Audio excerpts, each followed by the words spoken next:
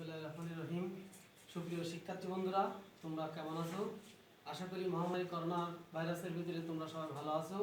দীর্ঘ প্রায় একটি বছর স্কুল বন্ধ, তোমাদের ক্লাস থেকে প্রায় তোমরা বঞ্চিত, এজন্য অনলাইনে কম বেশি ক্লাস হচ্ছে। প্রিয় শিক্ষার্থী বন্ধুরা, তারই ধারাবাহিকতায় আমরা বিজ্ঞান আকর্ষণনগর মাধ্যমিক বিদ্যালয় কর্তৃক আয়োজিত আজকে অনলাইন ক্লাসে এসেছি। আমি মোহাম্মদ কামরুজ্জামান, সহকারী শিক্ষক গণিত, বিজ্ঞান আকর্ষণনগর মাধ্যমিক বিদ্যালয় জিরোগাছা যশোর। প্রিয় শিক্ষার্থী বন্ধুরা, আজকে আমি যে অনলাইন ক্লাসে এসেছি সেই ক্লাসটা হলো তোমাদের নবম শ্রেণীর উচ্চতর গণিতের ত্রিকোণমিতি বিষয়ে কোন ধরনের কোণ কোন চতুর্ভুজে অবস্থিত সে বিষয়ে আজকে আমি অনলাইনে ক্লাস নেব। প্রিয় শিক্ষার্থী বন্ধুরা, দেখো এখানে তোমাদের নবম শ্রেণীর তোমাদের উচ্চতর গণিতের 8.1 এর ত্রিকোণমিতি তোমাদের মোট 3টা পাঠ আছে, 8.1, 8.2, 8.3। 8.1 এ দেখো অঙ্ক করতে হলে তোমাদের প্রথমে আগে এই কোণ সম্পর্কে বিস্তারিত ধারণা থাকতে হবে। দেখো এটা হলো তোমার একটা x অক্ষ, এটা হলো y অক্ষ। দেখো এখানে মোট 4টা চতুর্ভাগ আছে, এটা প্রথম চতুর্ভাগ, দ্বিতীয় চতুর্ভাগ, তৃতীয় এবং চতুর্থ। দেখো এখানে খেয়াল করো ভালো করে যে এই প্রথম চতুর্ভাগ আছে এখানে 0 থেকে 90 ডিগ্রি, অর্থাৎ 1 ডিগ্রি থেকে 90, এক তো হয় না 0 থেকে 90, 91 থেকে 180 ডিগ্রি দ্বিতীয় চতুর্ভাগ, 181 থেকে 270 হলো তৃতীয় চতুর্ভাগ, তারপরে হলো 270 থেকে 360 ডিগ্রি হচ্ছে তোমার চতুর্থ চতুর্ভাগ। প্রিয় শিক্ষার্থীরা, তাহলে আমরা এভাবে কোণগুলো নির্ণয় করব। দেখো মনে করো এখানে 420 ডিগ্রি একটা কোণ আছে, দেখো 420 ডিগ্রি, দেখো 420 ডিগ্রি, 420 ডিগ্রি কোণ চতুর্ভাগে আছে, এটা যদি নির্ণয় করতে হয় তাহলে আমরা দেখতে হবে এই প্রত্যেকটা কত ডিগ্রি করে, এটা 90 ডিগ্রি করে, তাহলে এর 90 দিয়ে ভাগ দিতে হবে। দেখো এটা ভাগ 90, দেখতে পাচ্ছ তো?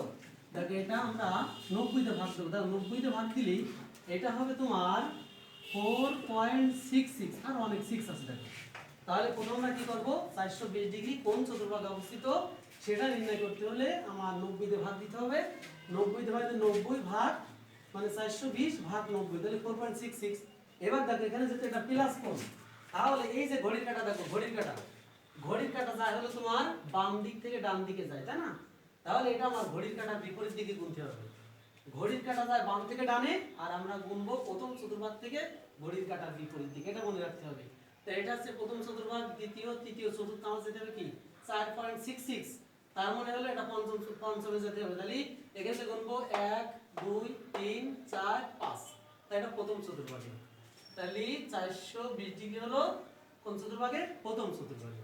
ঠিক আছে, এইভাবে আমাদের করতে থাকো। চিত্র যদি আঁকা তাহলে দেখো এখানে এভাবে এখান থেকে প্রথম চতুর্ভাগ থেকে শুরু করে একদম ঠিক পর্যন্ত এটা হলো 420 ডিগ্রি অবস্থান। ঠিক আছে, এবার দেখো মনে করো একটা মাইনাস কোণ আমরা করি।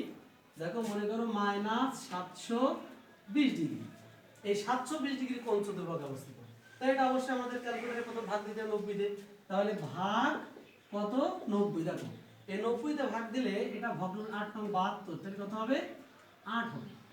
তাহলে আমাদের এটা প্রথম চতুর্ভাগ, এটা হলো দ্বিতীয়, এটা হলো তৃতীয়, এটা হলো চতুর্থ।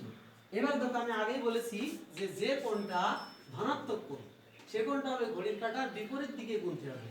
দেখো এই ঘড়ির কাঁটা, দেখো এখানে ঘড়ি এখনো আছে, এই ঘড়ির কাঁটা কিন্তু বাম থেকে ডানের দিকে যায়।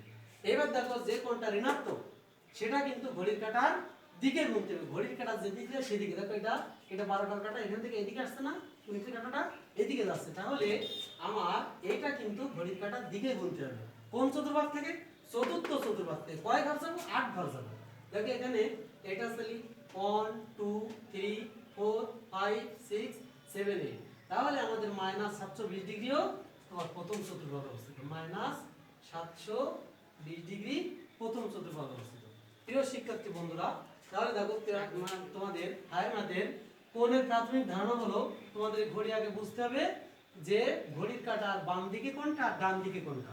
যদি ধনাত্মক কোণ হয় তাহলে ঘড়ির কাঁটার বিপরীত দিকে, আর যদি ঋণাত্মক কোণ হয় তাহলে ঘড়ির কাঁটার দিকে গুনতে হবে।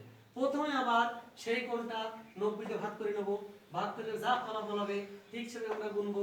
তারপরে আবার মাইনাসের ক্ষেত্রে 90 দিয়ে ভাগ করে নেব, নিয়ে যা ফলাফল হবে সেভাবে গুনবো, এর বিপরীত দিকে গুনবো আর এভাবে গুনবো। ঠিক আছে প্রিয় শিক্ষার্থী বন্ধুরা, তাহলে আমরা আগামী ক্লাসে আবার এই সম্পর্কে ত্রিকোণমিতি বিস্তারিত আলোচনা করব।